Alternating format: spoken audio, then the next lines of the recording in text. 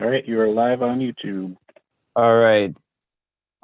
Thank you, Chad. We're calling to order the June 6th, 2022 meeting of the Sustainable BC Committee. It is 3:32 p.m. I am Andy Humboldt, Community Volunteer Chair of the committee, zooming in from my home in Battle Creek. If we just go around and just let folks know who you are and where you're zooming in from, that would be great. I'll just call on folks around my computer screen. Bessie. Bessie Steers, work for the city of Battle Creek, streaming in from my place in Battle Creek. All right, Bob. Hi, I'm Bob Gilbert, community volunteer, and I am streaming in from my office near Dowling, Michigan. All righty, Patty. Patty Hilk-Meluish, zooming in from DPW in Battle Creek. All right, thank you. And we have a couple of guests with us, city staff guests. If you could do the same, that'd be great. Carl. Yep, I'm Carl Fetters. I'm the DPW director, and I'm here in Battle Creek today. All right, thank you for being here, Carl. And Rodney? Rodney Clifton, I'm the wastewater superintendent, joining from the wastewater plant. All right. We do not have a quorum present to approve our minutes. So we will hold off on that until we get some other folks here. I did hear from a couple folks. We'll say Josh Etheridge let me know that he had a work conflict today and couldn't be here. As I mentioned before we started streaming to you all, Kiona Ackley, I heard from that she plans to be here, but late. Kathy Antea had a location mix-up and is on her way here. So Kathy will be here eventually. I assume Sarah Kelly, County Solid Waste Management. I heard from her earlier. She has a family situation to attend to today and will not be able to be here. But she did send along her customary updates that I can pass along at that point in the agenda.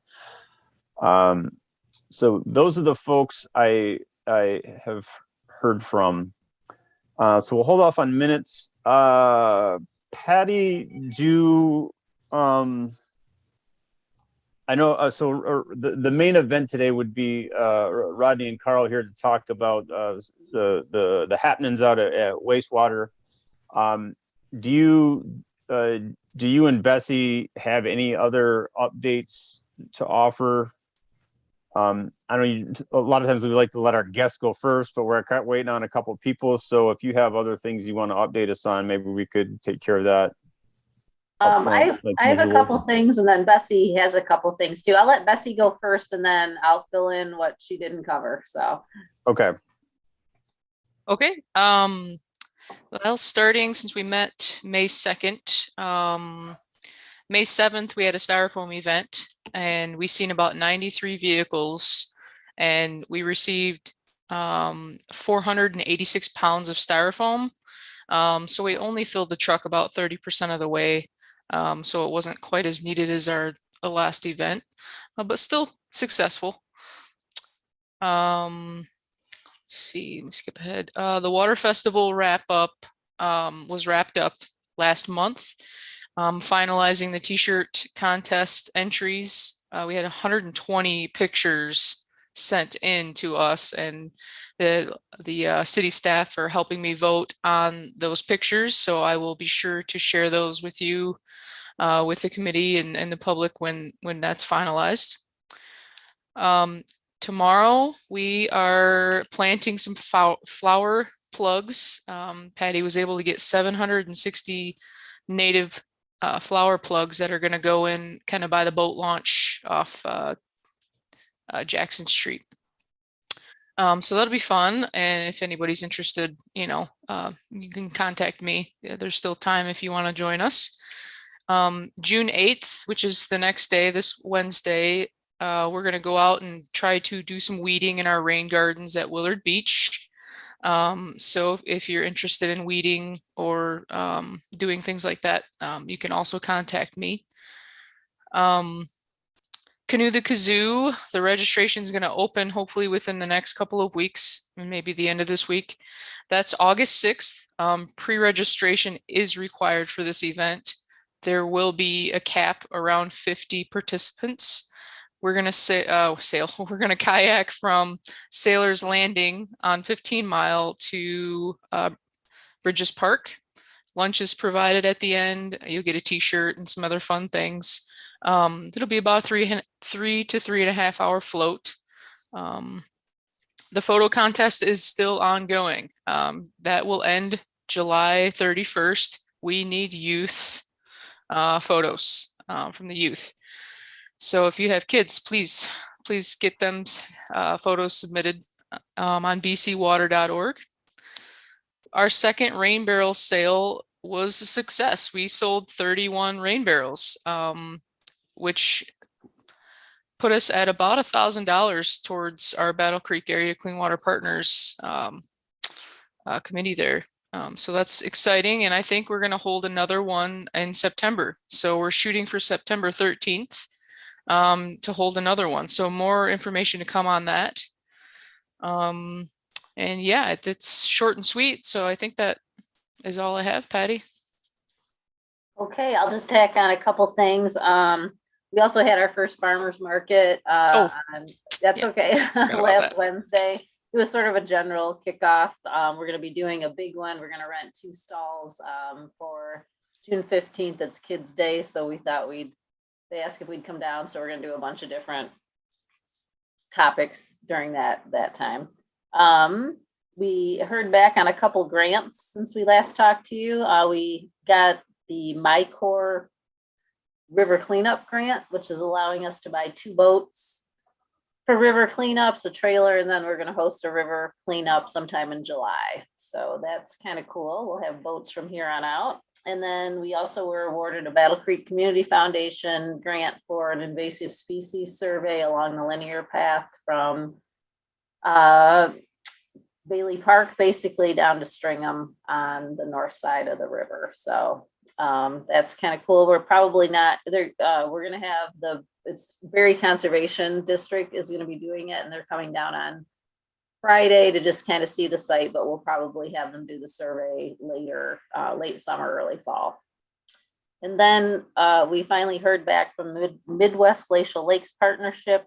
We were awarded $75,000 towards stormwater diversion on Columbia Avenue. So it's a big project, but it'll help towards that. So, and then the last thing I wanted to report on, Kurt Tribbett has been working with a forester. He's talked to the group about that in the past. And so next week, the forester is going to come down and see some of the locations and kind of give us we're kind of starting from scratch. So he's going to kind of guide us in what direction we should head. And Kurt's going to show him around some of the bigger parcels here in the city. So that's kind of where we stand, I guess. That wraps it up. All righty. Thank you both. Any questions about those updates from anyone? Not really a question, Andy, but congratulations on getting the grants, Patty. That's some good funding and valuable tools. Yeah, thank you.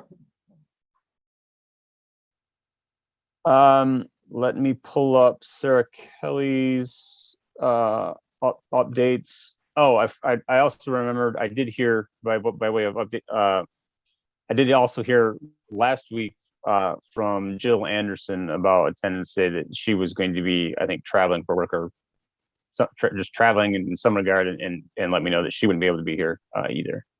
All right, Sarah Kelly, they had the household hazardous waste at the fairgrounds last month. They had 220 vehicles. It went very smooth. She said that location worked very well for holding a collection event. Last week they did the tire cleanup with Eagle on the lot, the Hamblin Parish lot in the city of Battle Creek that she talked about last time. Loaded 1,200 tires, ranging from a bike tire to a rear tractor tire on the first semi. They're hoping to load a second semi this Thursday. They did have some trouble. It sounds like many of the tires had their walls cut out and were not lacing well into the trailers. So they could use a few volunteers this Thursday to help with that, carrying tires from the piles to the trailer. The good news being it is a really wet, dirty, and heavy job. So that's the kind of fun you want to have. That's where you want to be this Thursday. June events, they have on June 13th, the scrap tire collection at the Athens Township offices from noon to 5. And on June 30th, electronics, scrap metal, and tire collection at Ketchum Field in Albion from noon to 5:30. That is the updates from Sarah. All right. Seeing no one else here who usually does updates, we will move right along to our guests then, who are here to talk about wastewater treatment, the compost project out there, and or whatever else is going out there that's pertinent. So Carl and Rodney, whatever you got, let us have it. Go ahead, Oh, Rob. all right. Go ahead and share my screen. You guys seeing that? Yep. All right. So Battle Creek Biosolids Composting Pilot Updates. All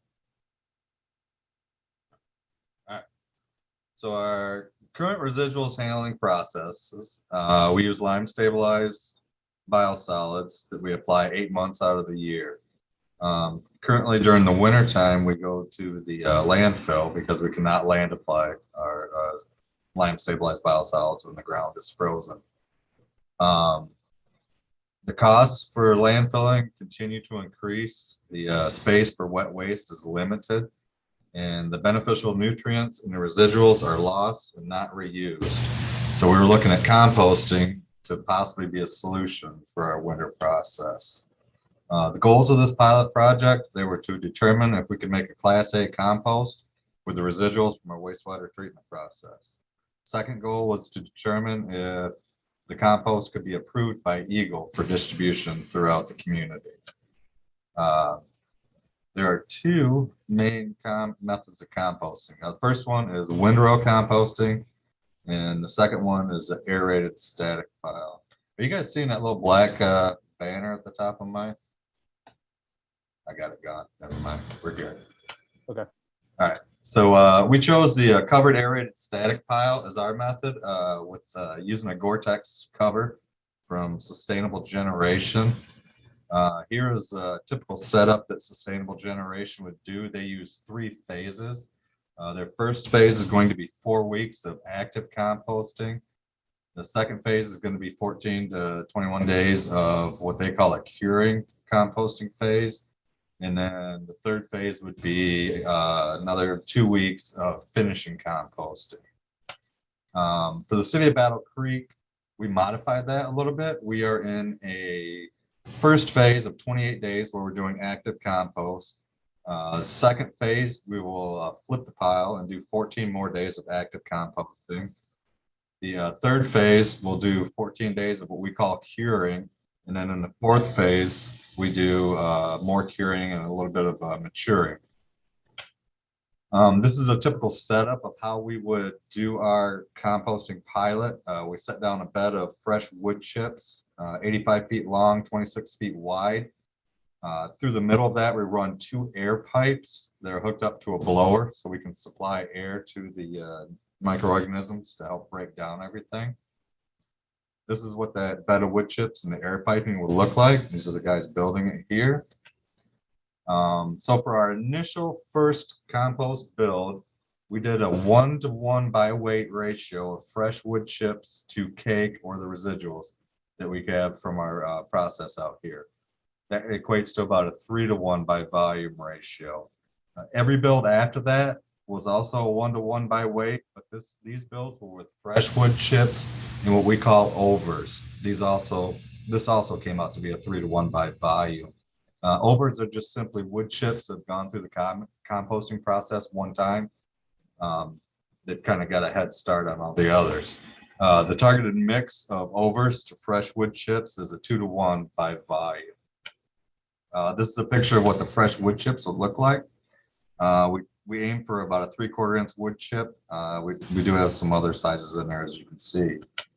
This would be what our overs look like. This is after they've gone through the process at least once, a little bit darker, and I got some activity going on. And then, of course, our sludge cake or our residuals. This is what we mix with them. We're trying to dispose of. Here's a picture of a truck that was used to mix the wood chips and the cake together. It mixes up inside that truck and then it's spat out the side. And then we use loaders to build the compost pile from that. What we used for our setup was what we call a Rotomixer. We have this hooked up to a John Deere tractor. It's ran off a power takeoff. So we load the chips into there, our overs, and then our cake, mix it up. After we mix for about 2.5 minutes, then we dump it out. I don't know if you can see here right above the tires, but there's a little chute that it'll come out of. We use the end loader. Those are used extensively through this process. Again, here is our bed of wood chips we would build our compost pile on. Here is the first batch that came out of the Rotomix, and we're starting to build a pile there. You can see the air pipes as they're getting covered up. They have holes in the bottom. And then the wood chips, the idea there is that helps spread the air through the pile. Here's the pile as it's getting built bigger. As you can see here, the loader is staggered in between those two air lines.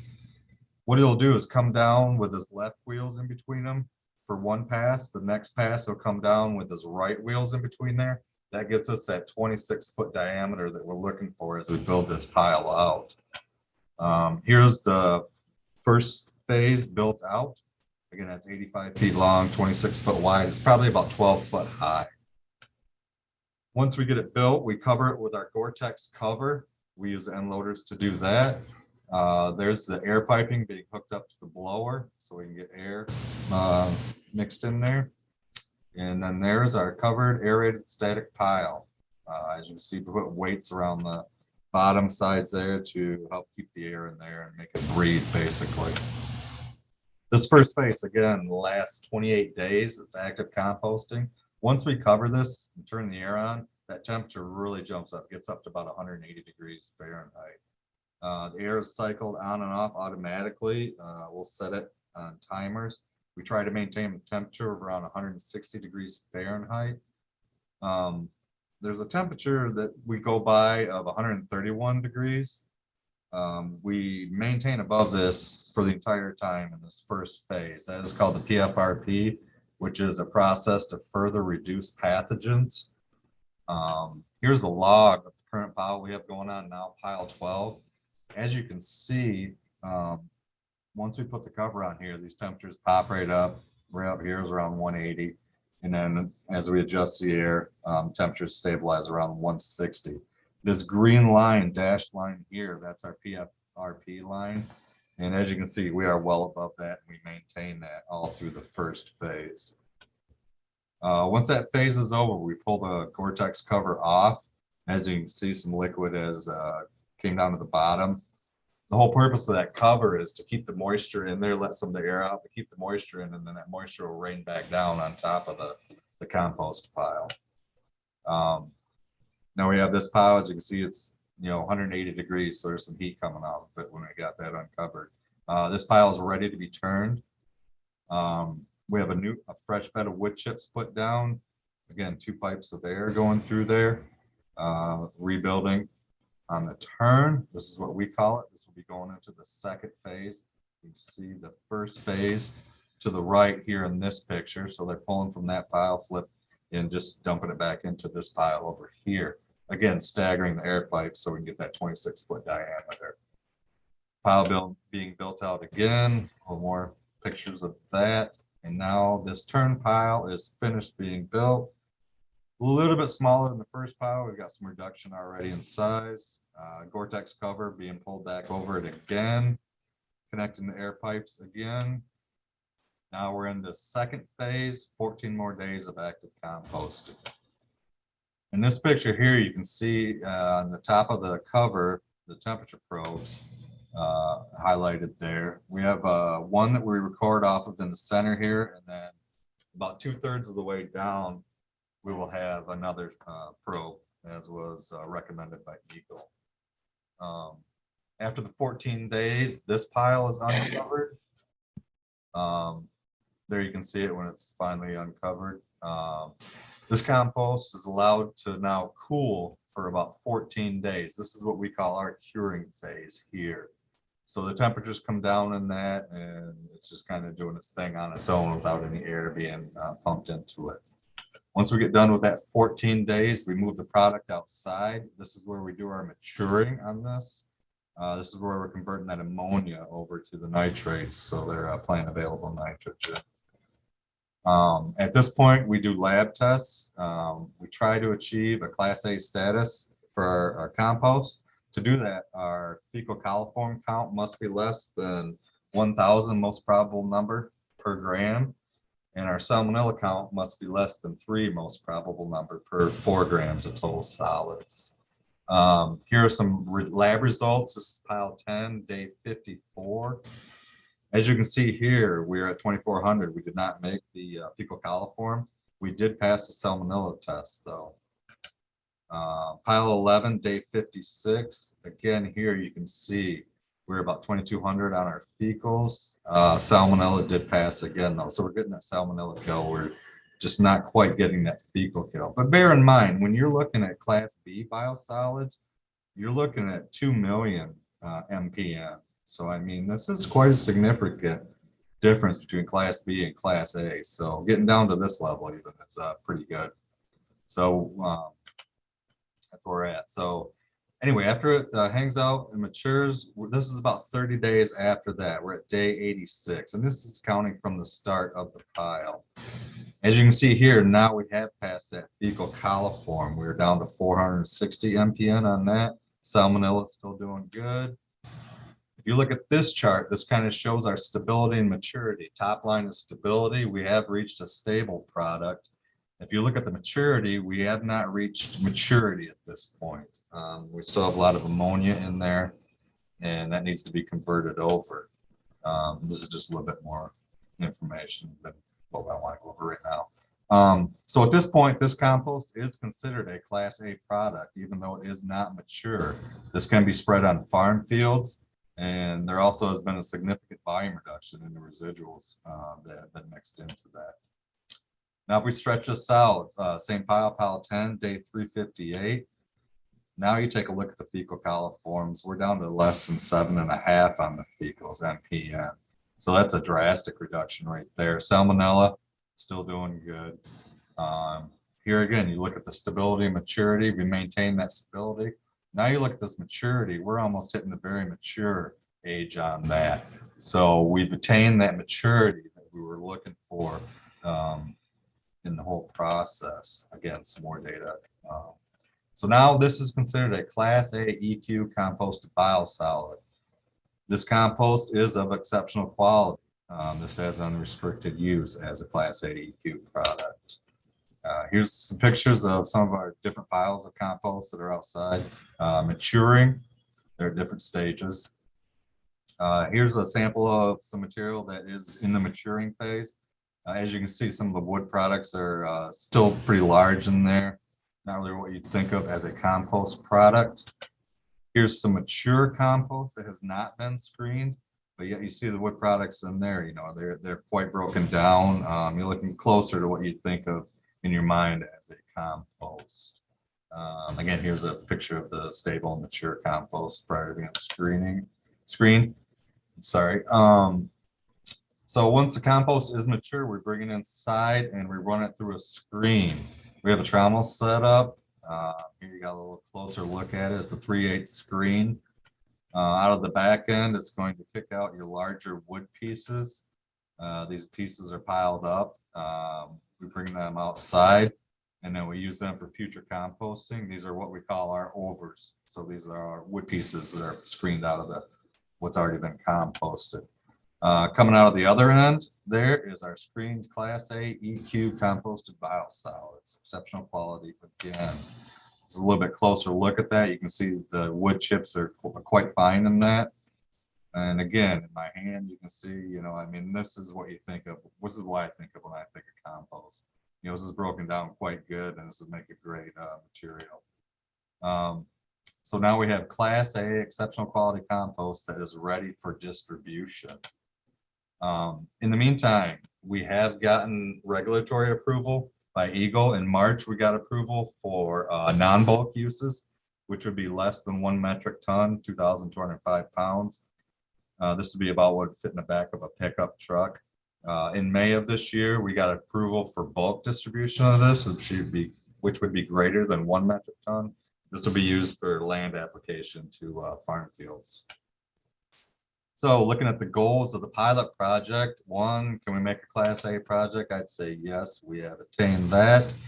And 2, is it approved by Eagle? Yes, both processes have been approved by Eagle. Here's a logo we came up with, Battle Creek Gold EQ, standing for exceptional quality compost. Here is a bucket we gave out at the DPW open house that we had here last week. We had 30 buckets out there. We gave out 19 of them. So people seemed pleased with it. They loved talking with me about compost and wastewater processing. So it was a good time. I enjoyed it. Here's a flyer that we put out to go along with that, kind of promote it a little bit more. So we got this compost. Everybody knows compost has many benefits. So what do we do with it now? Let's grow some stuff. So we didn't want to start out that big. So we're like, oh, let's do an experiment. We thought, what should we do? Well, thinking I love hot pepper plants. So we decided, let's do a pepper plant experiment. So looking at that, we had to figure out what kind of mixes we wanted to do.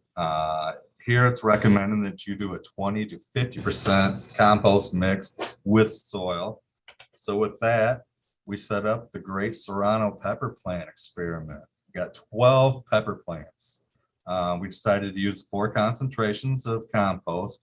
We had a control, which was just straight topsoil.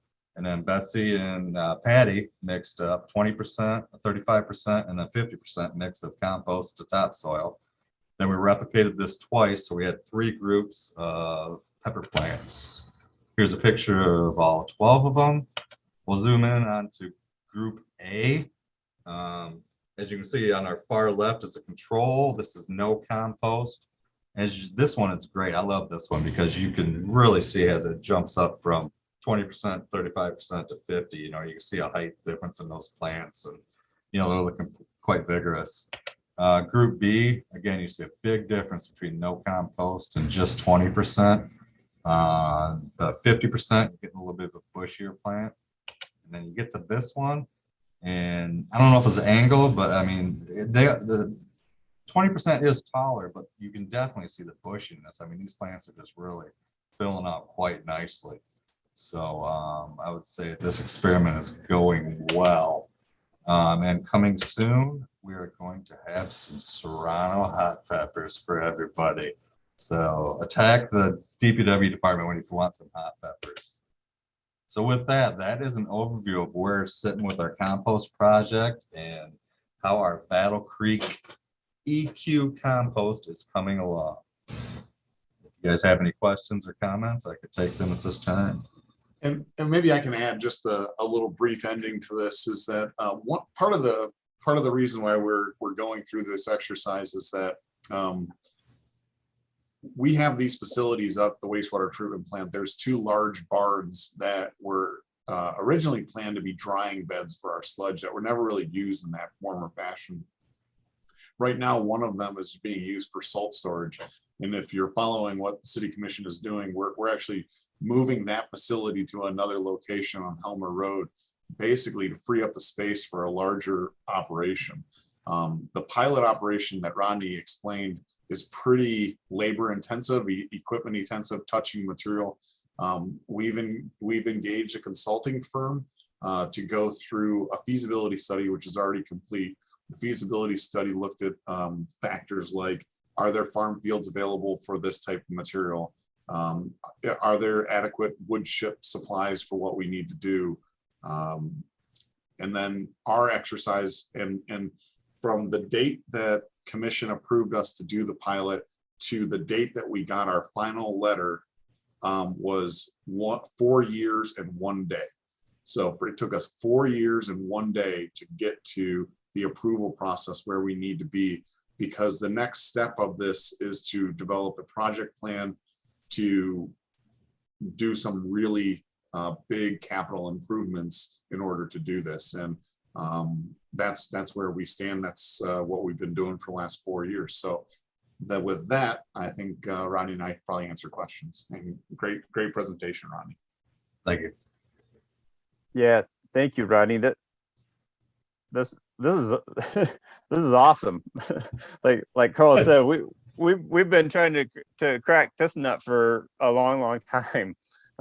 You know, going back to, you know, even before those 4 years, there was the company that what swindled us, and that they were not. Who was that, Carl? Who was that? The Overdryer. Yes. Yeah. That was promising, and then turned into a disaster. And then we turned to this idea, and So yes, it's taken a long time, but I find it pretty incredible that it does work, you know. And so going forward, you know, can we actually do it at the scale we need to do it is obviously the question. To that point, how many of those piles would need to be how much of the cake does this city, you know, or really all of the wastewater customers, I guess, but it's more than just the city, produce? Like how often would you have to build one of those 85 by 26 piles to keep up with the waste that comes out of the system? We're looking at probably 120 cubic yards of that material that we figure about 100 cubic yards is what we're producing a day. You know, so on those, we're putting in 120 cubic yards, maybe a little more at times, depending on how dry the cake is. So we would need, you know, I believe it was set up for 6 first phase composting sites, but it might need to be a little bit larger than that. But again, I mean, if we did not, the way I would see it, we'd be taking some to that Class A EQ state, and the rest of it would just be trying to get to that Class A stage to where we can just put it on farm fields and use it then. And again, we would be doing this 4 months out of the year. So, I mean, it would be, even if we did get backed up a little bit with it, you know, we'd be able to distribute it throughout the growing season. And especially in the springtime, when a lot of farmers are not looking for wet product to put on their field, but looking for nutrient-rich product that's not going to still keep them out of getting their tractors and all that into the field and having to inject into wet soil. Yeah, and kind of give you a scope, it takes us 2 to 3 days to build one of these piles. So that's kind of give you an idea of how long it takes to do. Like Rodney says, the real strength in this, and I was a big push behind getting us all the way to the EQ product, because I wanted Eagle to tell us what hoops we had to jump through to get to that. But for being successful, just getting the Class A will do what we need to do, because we can broadcast spread a Class A product on a frozen farm field, which we cannot do with our Class B liquid that we do have right now. Yeah. Well, yeah. Other comments, questions? Yeah, go ahead, Bob. First of all, Rodney, very interesting. That's an incredible product. Thank you. Really interesting presentation. Thank you. I had the same question Andy had. So if I can rephrase that, the pile that you showed us in the demonstration was about 100 cubic yards. Is that what you said? 100 cubic yards of our cake, our residual. Yeah. Material, yes. And you were saying you would produce that every day, Mhm. generally. So you'd have quite a process if it scaled up, obviously. Yes. Yeah. Yes, we would. One other question I had, you had talked in the lab tests a few times about stability of the product. What is there an unstable product and then a stable product? What does that mean? That is just concerning the ammonia concentration to plant available nitrogen. So Okay. we have a large BOD load that comes into this facility, and then we also have a significant amount of ammonia that comes in here as well. So it's just trying to get that ammonia converted over to plant available ammonia, nitrogen compounds. So that's where you get. Why don't you explain BOD? BOD is a biological oxygen demand. So you can think of that as your carbon sources coming in. Yeah. And then this is your nitrogen sources, ammonia sources. So BOD would tell you what the strength of your wastewater is, how much air you need to treat it, and your microbes you need to feed it. And the stability and maturity took about 1.5 years to get the stipulations on what it is that we were trying to get, because that's stability and maturity is not really something that our biosolids regulators are very familiar with. And so they had to kind of cross the aisle and go to the Compost Eagle folks and say, okay, let's talk about this a little bit. And so honestly, I'm really pleased with how they've interacted with us. They've worked with us. The regulators have been really easy. Well, other than the amount of time, but we're finally where we need to be. And did you say that currently, at the beginning of the presentation, were you saying that currently you are sending some of these solids to a waste hauler, or you're getting rid of them that way? Yes, we're utilizing a landfill now. Okay.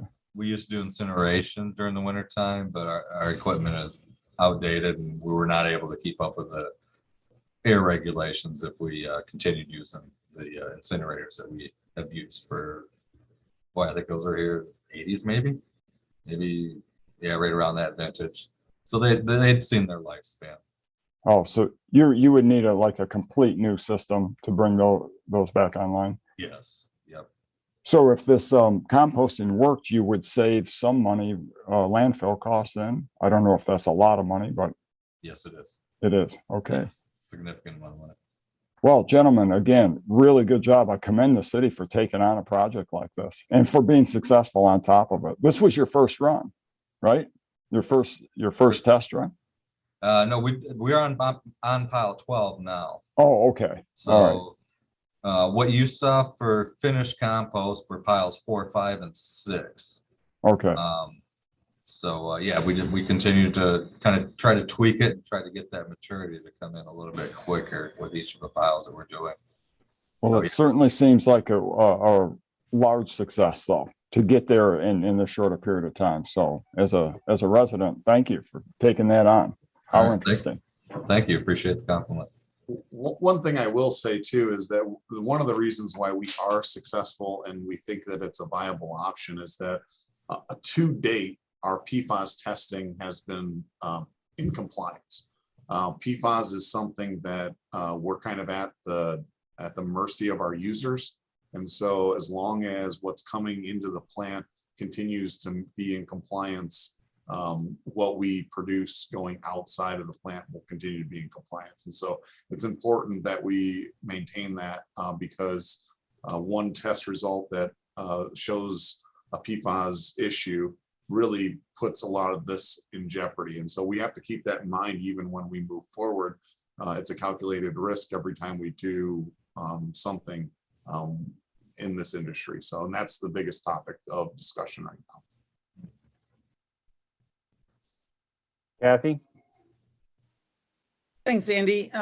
Carl, Rodney, as the other folks have said, kudos to you guys. This is super cool. And I know it 4 years actually isn't all that long when it comes to a project like this through Eagle. I totally get that. So Carl, first a question what you just mentioned, if our PFAS levels start going up in our wastewater treatment plant, how else would we get rid of the, what did you guys call it? Cake? That was such a pleasant name for it. How else would you get rid of the cake? That's first question. And then, of course, you know what I'm going to ask next, which is, when can we use, I know we can use this for community gardens, but will you also be giving this to the residents of the city? And are you going to identify it differently from that good old fashioned compost that you currently have?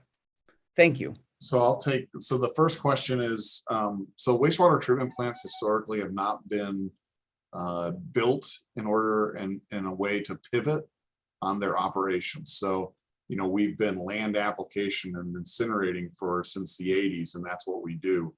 Other wastewater treatment plants are the same way. We just aren't built to pivot very easy. But that's really what we're being asked to do now in case we do get a hit. And so there are a handful of plants that are dealing with this issue right now. We're watching them closely to see how they are regulated.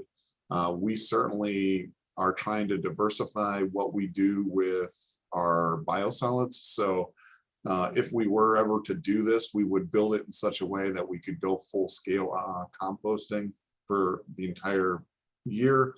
We don't want to give up our liquid land application process, and we probably wouldn't give up our landfill application either, just so that we have those other options. And then there's a small group of us that are looking at some sort of regional solution. There is some technology available to destroy PFAS in biosolids. It's not cheap, and it involves some beneficial reuse for some incineration type process. But so the quick answer is, I don't know, but we would work with our regulators on how we would get rid of it. We don't really have a plan moving forward on getting rid of the waste because we're not producing this stuff in large quantities. These piles shrink down every time we do them. So, you know, what we have right now, we're probably going to be testing it in-house. I know several of the department managers have projects that we want to kind of do demonstration projects with. And so we probably won't be distributing this material in any form or fashion on a bigger level until we feel comfortable with those pilot projects going forward.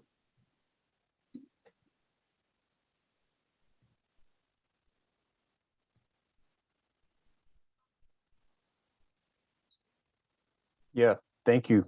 Thank you, Carl. Any other questions, Kathy?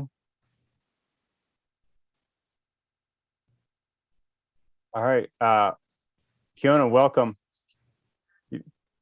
Sorry, you just missed the wastewater composting presentation from Rodney and Carl. But you go back and watch. It's pretty fascinating. So definitely go back and watch what they're doing. So Carl, would it be? Am I inferring from what you're saying about that this is, at least in the state of Michigan, pretty novel? Like, you're having folks at Eagle having to talk to other folks at Eagle that don't usually talk to each other to figure this out, and which leads me to believe that not very many other people are trying this in the way that we're trying it. Yeah, so the reason why we were successful is that the city of Ishpeming had done something similar to this, and they had been successful in getting some legislation that would make it a little bit easier to do this on a full scale. That small little public act got leaked to us, and we are trying to implement it on a larger scale than what Ishpeming has done. And so we are, to my knowledge, the only municipality looking at this as an option. I know that Detroit Water and Sewer, Great Lakes Authority, is now considering it now that we've done all the heavy lifting for them. So, which is great, and I won't be bitter about it at all. But no, yes. I can tell you won't. It sounds like, though, that so yes, you all are doing experiments on how to do this and how to do it at scale and whatnot, but it also sounds like a lot, like part of the reason that you've had to do the experimenting and all the piles and everything is that each community's waste is going to be unique to some extent, right? Yeah, that's true and not true at the same time. So we're Okay. the guys that helped us build the first couple pilots. It's like building a cake, and there's only really 3 ingredients. There's sludge cake, there's wood chips, and there's water. And ultimately, you're just taking those 3 ingredients and putting them in the right form or fashion. And if it's dry, you add more water, and if it's wet, you add more wood chips. It's a really pretty simple process when you nail it down, and all you're trying to do is get temperature. So Yeah, that was the other thing I was going to say was that, yeah, it seemed like it's awesome, but it also seemed pretty simple for to some extent, like what you just described. The process itself isn't complicated. It's kind of the logistics and the facility and all of that. yeah, and one of the biggest issues that we wanted to test during the pilot was odors. Obviously, when you're dealing with sludge cake, it's probably besides headworks and primary treatment, probably the most stinkiest part of our operation for sure. And so we've already kind of had an odor control focus out at the wastewater treatment plant. And so what's this, you're gonna laugh, because this is what wastewater people say, is that as soon as you take the sludge cake and you mix it with the wood chips, the odor really mitigates, and it becomes what wastewater treatment plant people call earthy. It's just earthy. So it's earthy, and in whatever we build out there, we'll have air exchangers, we'll have odor control on top of it. But for the most part, we made these piles in an open air barn with no more odor than already is produced at the plant. So that was also part of the pilot. Yeah. Yeah. Geez. Go ahead, Kathy. So thanks so much for that another wonderful description, Carl. I love that earthy and cake and all that. We're sounding so sweet. But Rodney, I have another pepper thought for you. It would be cool if you did maybe plants in just your regular compost soil. I'm not sure if that's what your controls were. Were they regular compost dirt, or were they soil out of the ground? It was, I believe it was topsoil is what it got mixed with, like store-bought topsoil is what we ended up mixing it with. Because I've got a lot of people that grow directly in you guys' old-fashioned compost as well, and I'd just be kind of curious to see how that compares to this super duper A quality stuff. Yeah, that's a good idea. Yeah, we'll potentially set up something like that. You know, if we can't get it in this growing season, maybe next growing season, do something like that. Compare the two. Well, you know, I would be willing to come over and get 3 of those cool looking buckets and fill them up with your new poopy soil and try that experiment myself. I'd be happy to do that. It's called Class A exceptional quality compost, not poopy soil. We're trying to market this stuff. You might have to send me that in writing again, Carl. I love that. Thank you. You need like Kathy to be like a you know, like Kathy's face with a thumbs up on the side of the barrel or something, you know, kind of like Colonel Sanders, or you know, you need a character that gives it the thumbs up. Well, eating a pepper. Yeah. So one of the big advantages to our compost compared to what you're getting out at Bryce, Kathy, is that Bryce, we don't get the temperatures hot enough to kill off the weed seed. This, it gets crazy hot. There's no weed seed that we introduce until the curing process. And even the piles that we have sitting out don't grow anything really. They grow maybe some fungus on them and on the sides that don't see a lot of sunlight. And other than that, we're not seeing a lot of weed growth. Definitely good. How about this for marketing? We got good shit. Yep, that was coming.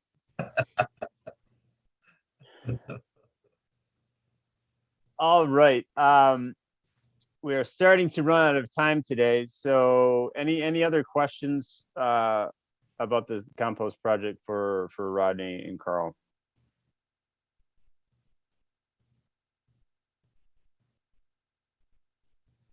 All right. Well, gentlemen, thank you very much for coming today to explain all this and keep us posted in the future, as I'm sure you will. But thank you. We definitely appreciate you coming to share. You're welcome. Thank you. And we will just do some finishing up, but feel free, you don't need to stick around for the rest here. We just need to finish up some stuff. So thank you much. Even then, I don't think we are still not left for the quorum. So I don't think we can do, let's see, how many of us are there?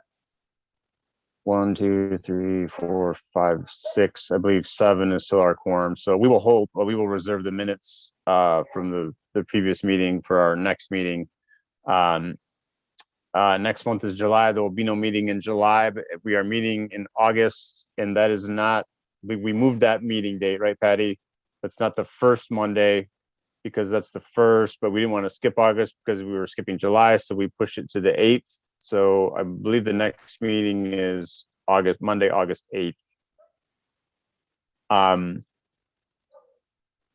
right, is there any public comments? Do we have any public commenters or public presence at all? I have no citizens for public comment. All right, thank you. All right, then any other comments, questions, announcements, whatnot from those of us here?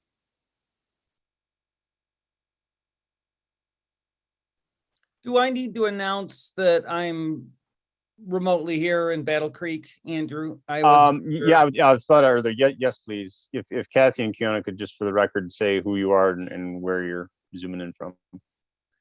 Sure. For Lisa, this is Kathy Antea zooming in from Battle Creek. Kiana Ackley, Battle Creek as well, remote. All right, thank you much. All right, then if there aren't any other comments or announcements, I will continue to work with Patty on the agendas and what we're going to do, moving forward. Eventually, as we get into the fall and winter, we will move to looking at the plan itself again and what we need to do to refresh, rewrite, rehash, whatever we need to do. Recompost, is that a word? We need to turn that plan over. We need to turn it over. All right then. Thank you all very much for your presence today. Appreciate it. And we will adjourn at 4:25. Thank you all. Thank you. See you.